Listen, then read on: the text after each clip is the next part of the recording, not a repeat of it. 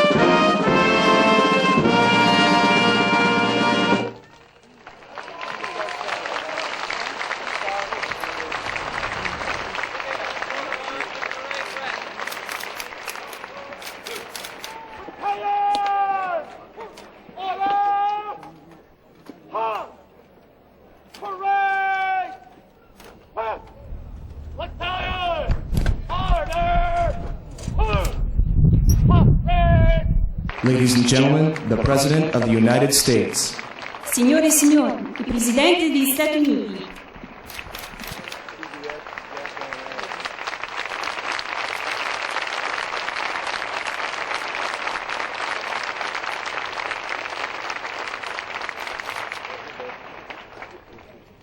Mr. Prime Minister, thank you for honoring us today with at this service. We gather today to mark Memorial Day in America, to honor the thousands of young men and women buried here and elsewhere who put themselves in harm's way so that others might live in freedom. As we gather, it's dawn in America, Memorial Day weekend, first days of summer. And soon the screen doors will slam. Parks are going to sound with the crack of a baseball bat. Children's voices will rise in the summer breeze, pungent with the scent of barbecue smoke. And the rites of summer are marked by American traditions. As morning comes to Indianapolis, the smells of coffee and gasoline will mingle in the heat, rising off that sun-baked raceway. And further west, there's going to be another race, as the blast of a ship's whistle sends the riverboats Huck Finn and Tom Sawyer steaming down the Mississippi off the docks of St. Louis. Memorial Day weekend, By the time today's ceremony concludes, the first rays of sunlight will streak across the Potomac, flashing first atop the monument to the founder of our republic, then reaching down to touch the silent rows of white markers on the green Virginia hillside that is Arlington Cemetery. And soon the gathering light will reveal a lone figure, a man in uniform, standing guard at the tomb of the unknown soldier. Around-the-clock vigil, unbroken in more than 50 years. Another moment, and the dawn will flood the park that lays beneath the gaze of Lincoln, embracing the candles that flicker each night along the walls of the Vietnam Memorial. And soon, the plaintive sound of taps will rise in the wind in cities and hamlets all across America, heard by veterans of 4 wars as they gather to salute the fallen. In town after town, the ritual at sunrise will be the same, as first the flag is raised, then slowly lowered to half-mast. The thoughts of some will turn eastward, toward the sun, across the ocean, across 4 decades to this grassy plain above the shores of the Mediterranean, where 45 years ago the U.S. 3rd Infantry Division, among the most decorated in World War II, led the bloody advance toward the liberation of Rome. And on that Memorial Day weekend, 1944, I wasn't yet 20 years old, flying torpedo bombers off the USS San Jacinto on the other side of the world as she headed from Wake Island to Saipan. But like Americans everywhere, the men aboard our ship had eagerly followed the news of the Italian campaign. And during 4 long months of 1944, the combatants of World War II were locked near Nettuno in a deadly embrace. But before the week was out, the face of the world's greatest conflict would be changed, and the fate of the enemy sealed. On June 4th, American troops entered Rome, the streets lined by cheering Italians. And by midnight, General Mark Clark's Fifth Army stood on the banks of the Tiber, and the word went out to awaiting America. For the first time since the landings at Salerno in September of 1943, the enemy was in full retreat. It was the beginning of the end. And 2 days later, a new front opened with D-Day, the Normandy landing. The fight to liberate Italy was as fierce and heroic as any seen in the war. The dangers to each adversary, the danger was such that the outcome of the war itself seemed to hang at that moment on the valor and the vigor of each man who struggled near the water's edge. One such soldier was Sergeant Sylvester Antolak, an Ohio farm boy, the youngest son of Polish immigrants. On a drizzly morning some 45 years ago this week, he led Staff Sergeant Audie Murphy and others in a bold charge through the rain and the ruin near Cistern. One man against a machine gun nest that blocked the road to Rome. And 3 times he was cut down by fire. 3 times he got back up, tucking his gun under his shattered arm. And by the time he disabled the gunners, 10 enemy soldiers surrendered to this man whom their bullets could not stop. Sergeant Antolak fell near Cistern that same day. He rests here beneath the pines of Nettuno with nearly 8,000 soldiers. His grave, one of 2, marked with our Congressional Medal of Honor, joined by the names of another 3,000 missing, etched in the white marble of the chapel. They come from every American state, from Texas to Maine, Alaska to Florida, New York to California, and these white crosses and stars of David ring the world across the battlefields of Europe and the jungles of Asia, the deserts of North Africa, and the hillsides of our homeland. In silent tribute to America's battles for freedom in this century. It was with the memory of the sacrifices of the American, British, and French soldiers who fell during the campaign to liberate Italy, and the sacrifices of millions of other Europeans and Americans in the cause of freedom, fresh in mind that NATO was created after the war.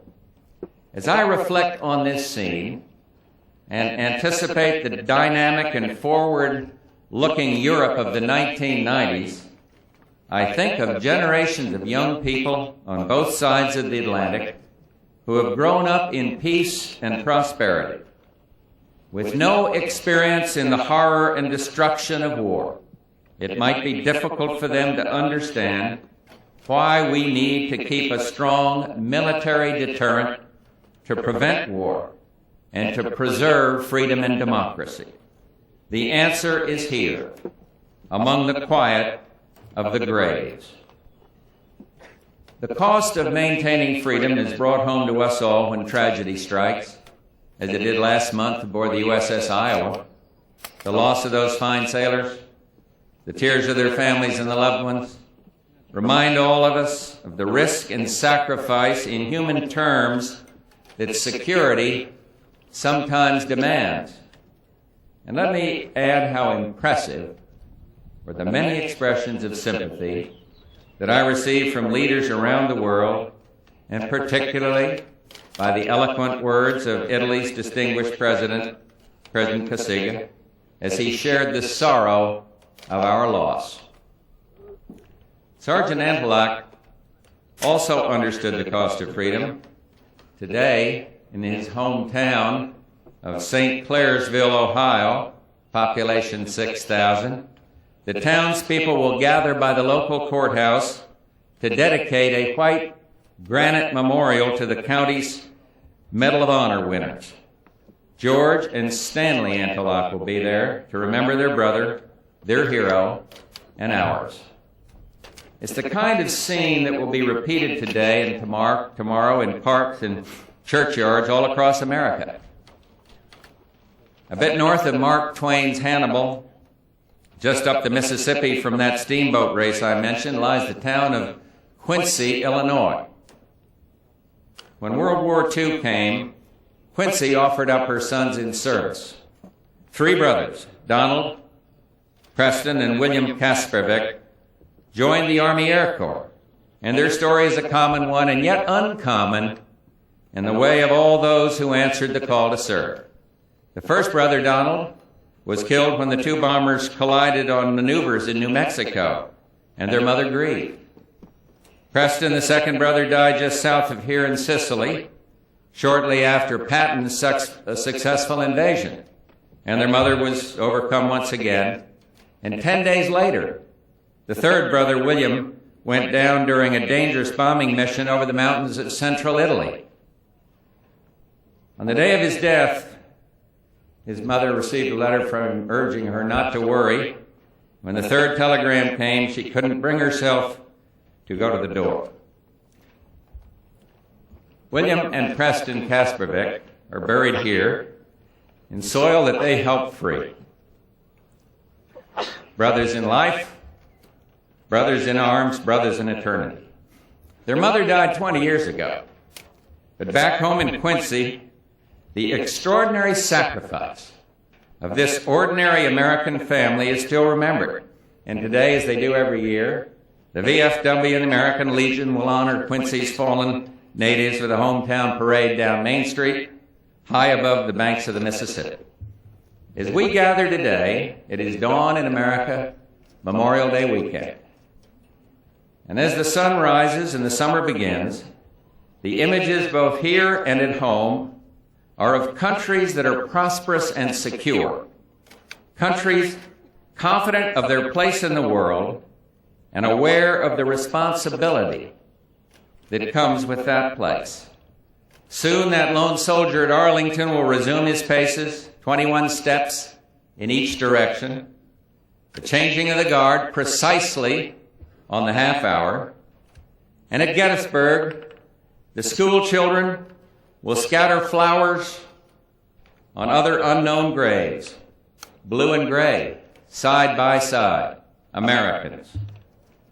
On Memorial Day, we give thanks for the blessings of freedom and peace and for the generations of Americans who have won them for us.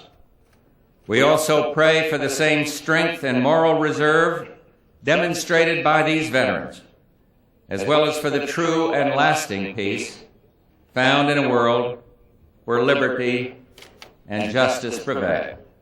And with that prayer, I ask that you join in your own silent prayers as we place a wreath to commemorate the sacrifice of those buried here at Natuna and the sacrifice of all men and women who have given their lives for freedom.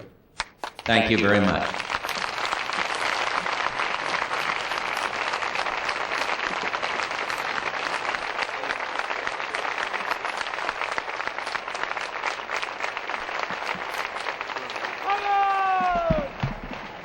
Ladies and gentlemen, the wreath-laying ceremony. Signore e signori, la cerimonia per la deposizione delle corone.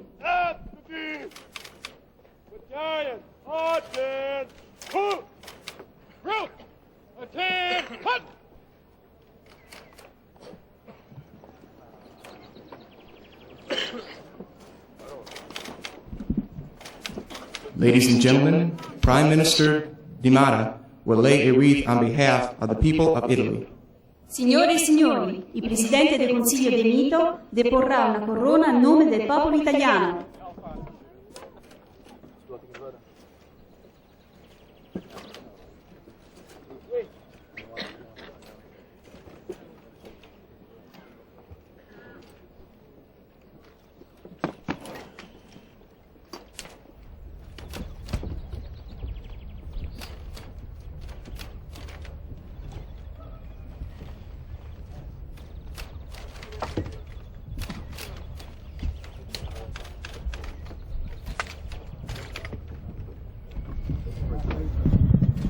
Ladies and gentlemen, President Bush will lay a wreath on behalf of the people of the United States of America.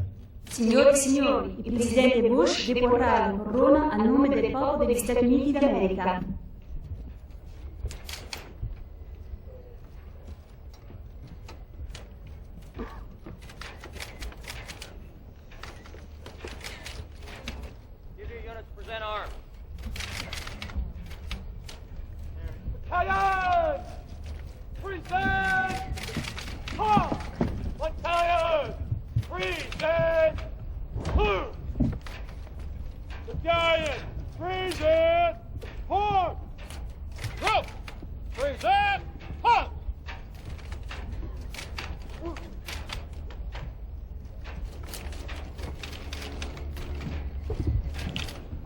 Ladies and gentlemen, the playing of taps, followed by a 21-gun salute.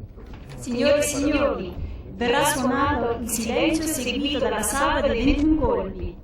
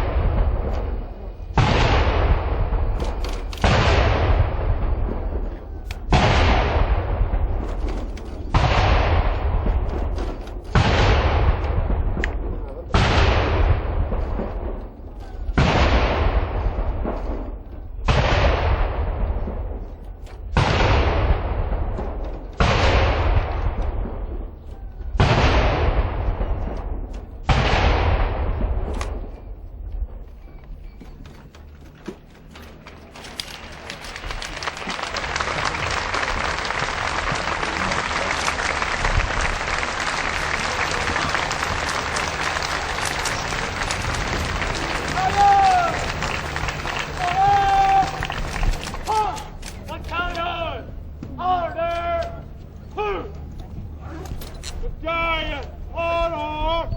Order! Group! Attack! On!